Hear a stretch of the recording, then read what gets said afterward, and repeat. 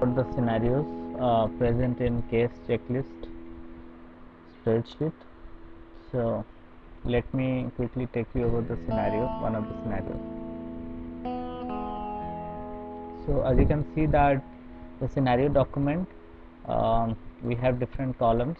So it starts with the scenario ID, then the owner name, then what is the type of the action.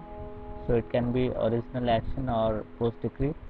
Then we have different kind of matters like dissolution of marriage, APR, dissolution of civil union.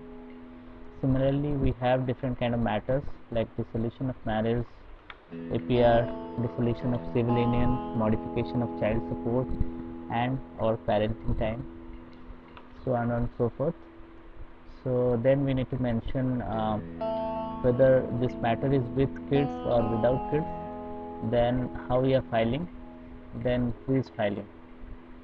So this all combination makes a particular scenario. So this details are needed while filing a particular matter. So now, as we know that for this scenario, we are going with dissolution of marriage as original action, filing as petitioner, uh, with kids separate, and client is filing it. So let me log in as an independent client here.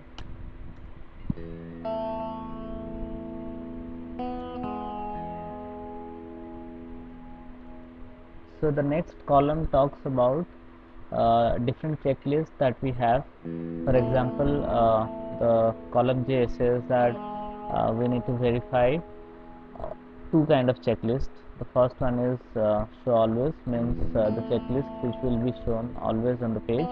The second one is very specific to the scenario. So let me take you through the checklist to make it more clear. So once you log in, go to to do, then under to do you will find the case checklist. Click on that. So before you execute this scenario, make sure that you select show all documents that my attorney will complete. This option you should select. Now once you select this option, it will display all the documents that is applicable for this particular matter type. And the first column on the page says that event date or due date, which signifies when you update the date for a particular task, then it will be reflected here.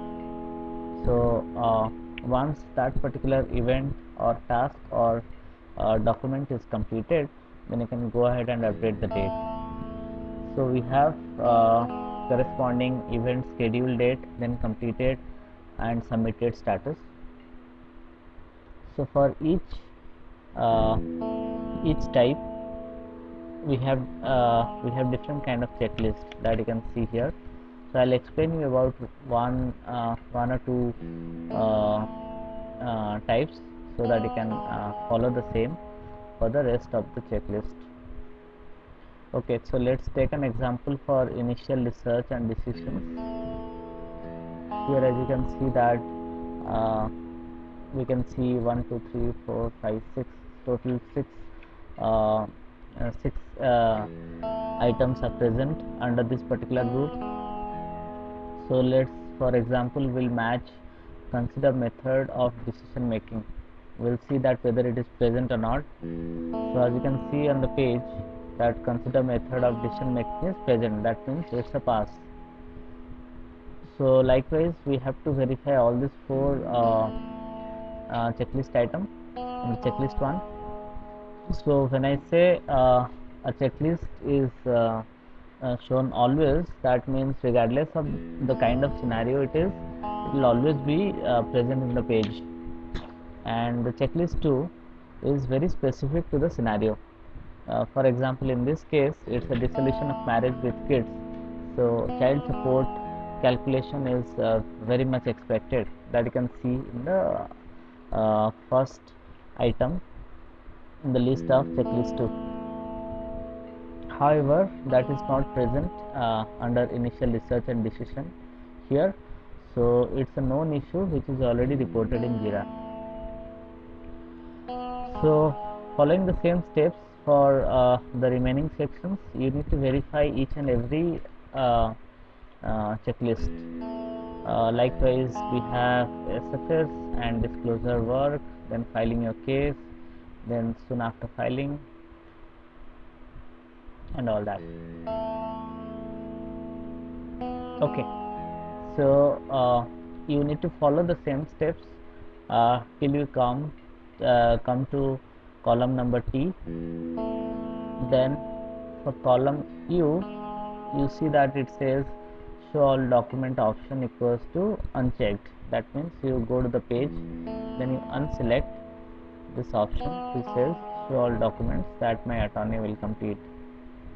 So once you unselect it, it will automatically refresh the page and filter out some of the items.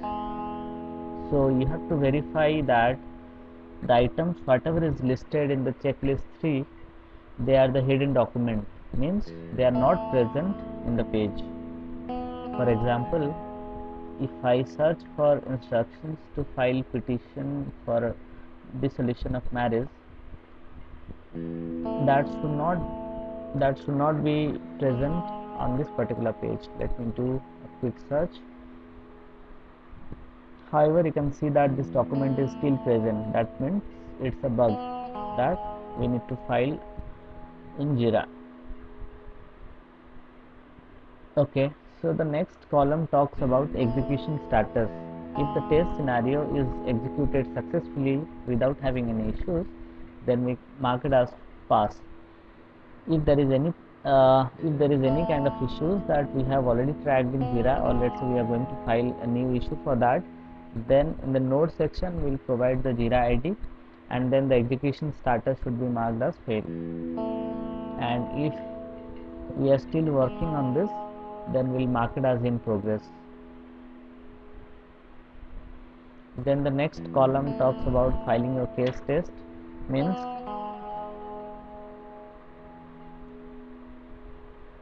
so once you complete the case checklist test, then you go back to you and your case, then documents and filings. Under this we'll find filing your case.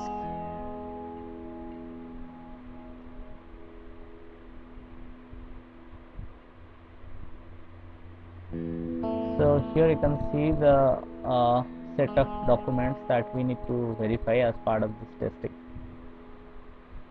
like instructions to file petition for dissolution of marriage, case information sheet with children, summons for dissolution of marriage, etc.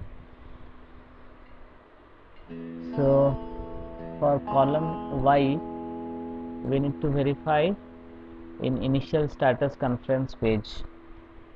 So again we need to go back to you and your case, then documents and filings, under which initial status conference required documents option is present. Click on it.